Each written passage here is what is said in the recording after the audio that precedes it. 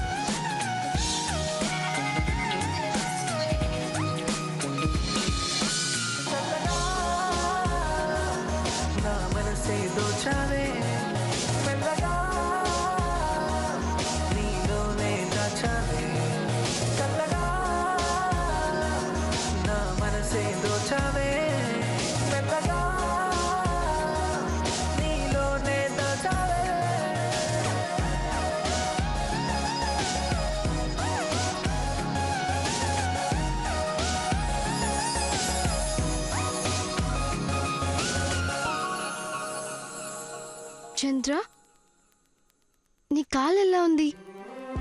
Are you fine? Sam, నువ్వు నా కోసం వచ్చావా? నువ్వు నా రూమ్లోకి వస్తానంటే ఎన్ని దెబ్బలైనా తగిలించుకుంటాను. అడవిలో నాకేదో చెప్పాలి అన్నావు, ఏంటది? అది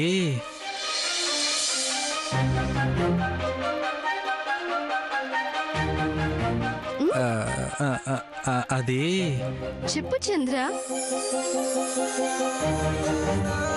చెప్పు. అది శామ్. ఎందుకలా సిగ్గుపడుతున్నావు?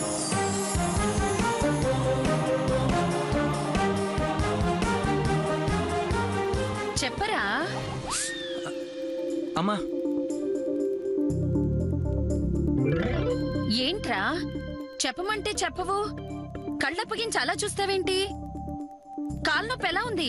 అబ్బా, ఇలా గంటకు ఒకసారి వచ్చి అడిగితే నొప్పి తగ్గుతుందని డాక్టర్ ఏమైనా చెప్పాడా? ఎందుకు ఊరికే విసిగిస్తావు? నొప్పి ఉంది. ఇప్పుడేంటి?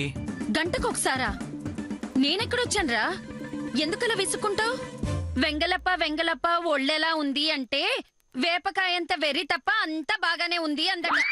అయినా ఎవరితోరా గాల్లో మాట్లాడుతున్నావు? ఏంటి పగటి కలలు కంటున్నావా?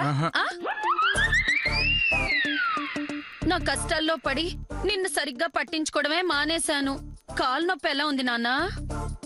కోప్పడకుండా చెప్పరా, అసలు మేమెవరం నిన్ను పట్టించుకోనే లేదు. మేమెవరమంటే నువ్వు ఒక్కదాను అని అర్థం? నువ్వు తప్ప నన్ను అందరు పట్టించుకున్నారు. సూర్య, శామ్, పద్మక్క వచ్చి చూస్తూనే ఉన్నారు. కాలు నొప్పి తగ్గింది, ఇంకా 2 రోజుల్లో పూర్తిగా తగ్గిపోతుంది. రే చంద్ర, నువ్వు ఆడింది పాడింది చాలు. నువ్వు సినిమాలు తగ్గించి బిజినెస్ చూసుకునే టైం వచ్చింది. ఇంకివన్నీ మంచి రోజులే. నువ్వు మాల్కి వెళ్ళడం మొదలుపెట్టు. పనిలో చేర్రా, వర్క్ నేర్చుకో. జీవితంలో పైకి ఎదగాలి.